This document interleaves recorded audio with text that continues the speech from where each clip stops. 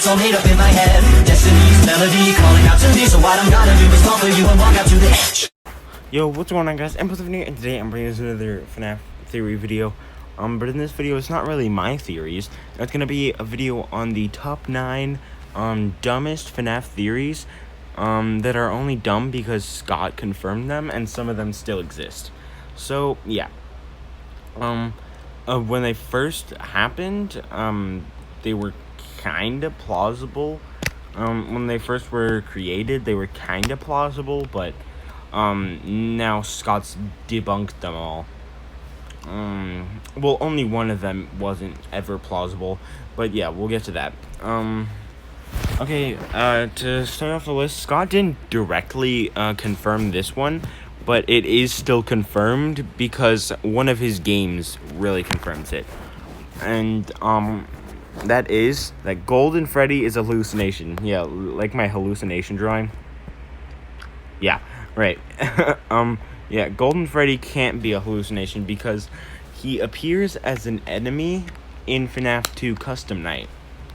Yeah, he appears as an enemy in the FNaF 2 Custom Night. Wait, I'm gonna turn off my Bluetooth just in case I accidentally connect. Yeah. He appears as an enemy in the FNaF 2 Custom Night, and he's able to kill you. So, that means he must be, he can't possibly be a hallucination. Next up, we have Foxy and Superman are good guys. Yeah, that's the only thing I can think of for a good guy. Superman. Because I've been rewatching Supergirl recently. And yeah.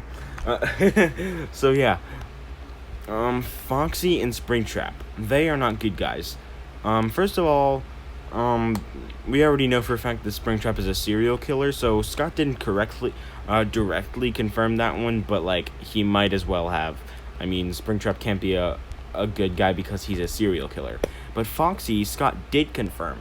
For Ultimate Custom Night, on April Fool's Day, Scott added 3 animatronics to the game. One of which was a Foxy that runs to your door and helps you.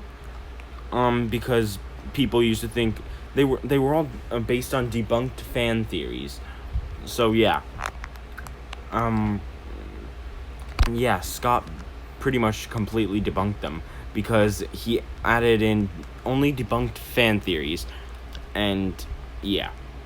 So next up on the list, we have Purple Guy. William Afton is physically purple. So this one was debunked when MatPat made his final FNaF timeline video. Scott directed people to that video to be like, if you want to know the truth about these theories, go to MatPat's videos. Iron Man 2. Okay, I'm just gonna turn on Do Not Disturb as well. Yeah. He says go to MatPat's video, and in that video, MatPat said that William isn't physically purple. Now, Michael Afton is physically purple, but William is not. It's just like supposed to be a shadowy figure in the darkness, but like the background is black, so he still wants you to see them. So yeah. Next up we have the FNaF is a dream. Like in the Foxy good guy thing, this was confirmed when Scott added characters to the game for April Fool's Day. One of which was a Nightmare Freddy that would wake you up from your slumber for like 10 seconds, and then you'd fall back to sleep. Like referencing dream theory. And again, he only put in debunked fan theories, so yeah. This one is pretty dumb. That some people probably still believe it. I would think people, at least one person believes at least one of these. All of these are believed by somebody. Okay. Next up we have okay, we have adult theory. Okay, guys, this is Yeah. I'm just gonna play you this clip. With this clip from Daco's interview with Scott that debunks adult theory right now. You mentioned during the interview that you've watched MatPat's theories and stuff. Has there ever been a theorist or somebody you've watched on YouTube and you thought, you know what, this is actually quite close or like very accurate to the story I wanted to tell or something like that? Like if they were right, close to being right or something. Yeah, but I can't say anything whenever I see that. Yeah. You know, but like I said, I can't jump in and confirm it because then people would stop caring at all. Then they would just wait for me to come out and give the answer. To say something. So I would just have to look at that. That's why I would just have to look at that comment and just kind of nod to myself, like, you got it. You know, you got it right, friend. But you can't say anything. But no one's gonna ever know. You know? Has that been hard to do that, to stop yourself from, you know, trying to reveal stuff? Because I remember a while ago, in the MatPat's live stream when we were all involved, you were putting things on the website about like some little hints and stuff to try and like guide us to the right direction. but we still never got it. It has been difficult, and the times that I have tried to step in and say something have usually been mistakes.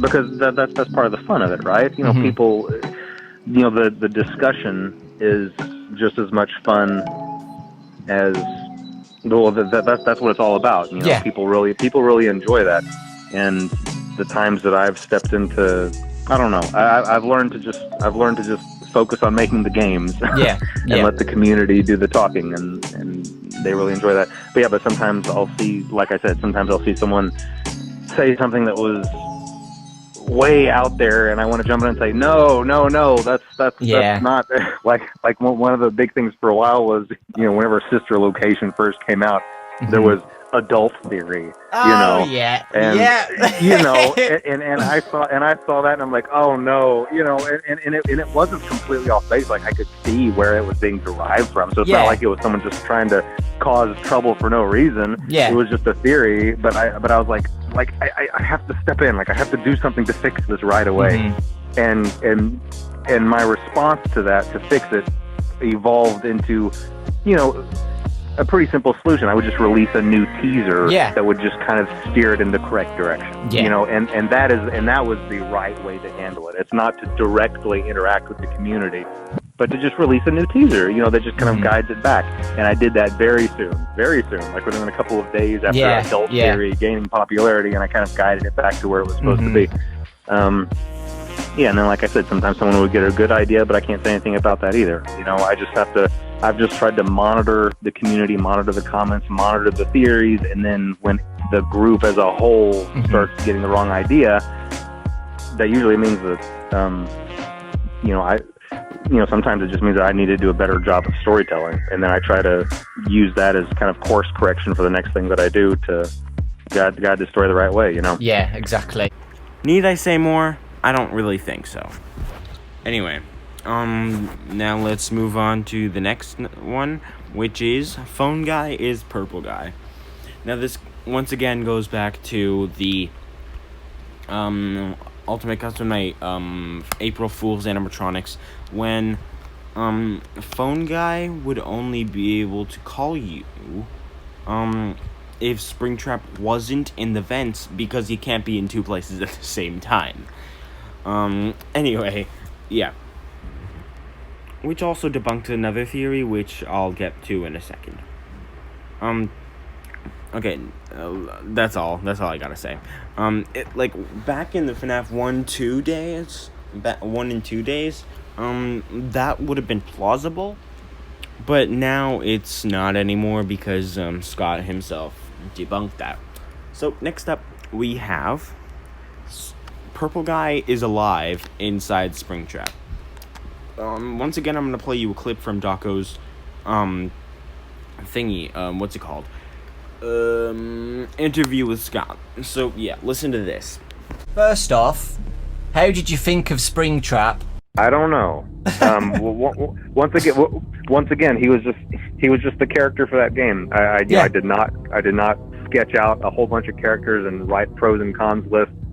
He was just the natural.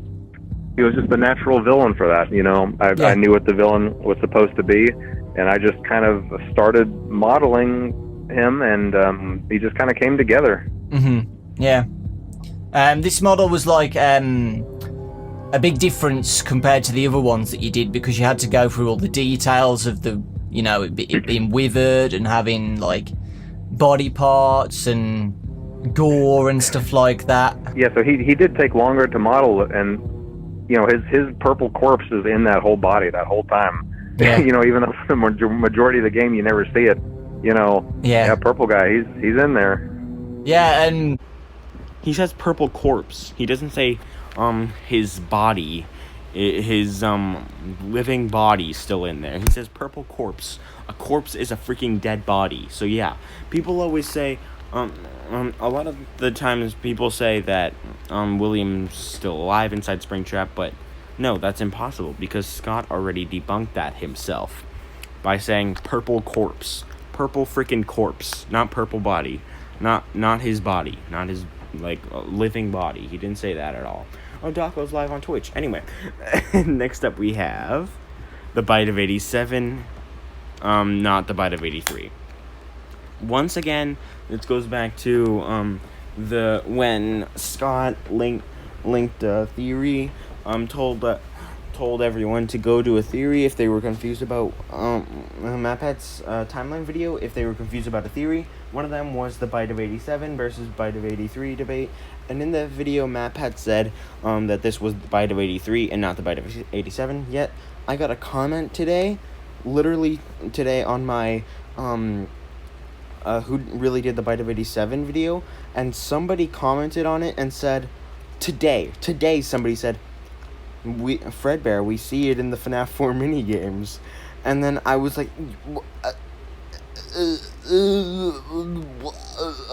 I was so confused. We already know that it's the Bite of 83. Scott already confirmed it. The Bite of 87 was most likely Mangle. But yeah, okay. Now, what's next? Oh, now number 1. Mic trap. So I made a community post on this, saying what theory do you think will be number 1 on the list. Well, let me check that community post, see if anybody else said mic trap. One person said Michael Afton is Springtrap. One person that I know of, let me see, on my channel, community posts. Oh, somebody else did say mic trap. 2 people said mic trap. I'm gonna give you a shout out right now for being right. There's Claire Dearsley, I think that's how you pronounce it, and Zen Gaming. Go subscribe to them, because they knew that number 1 would be mic trap. Yeah. Again, this goes back to the FNaF Final Timeline theory video.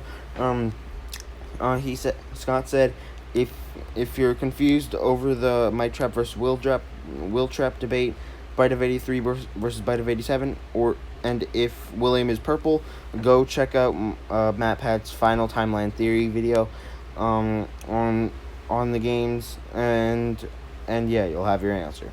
So yeah, Scott debunked all these theories, but a lot of them still exist somehow. Those are the clips that I used for this video. And yeah, so hope you guys enjoyed. If you did, please leave a like on the video, and if you like my other videos, please do consider subscribing. Remember to subscribe to Chickadee 27% where I do Duncanly. But I'll see you guys in the next video. Impulse 7 out. Peace.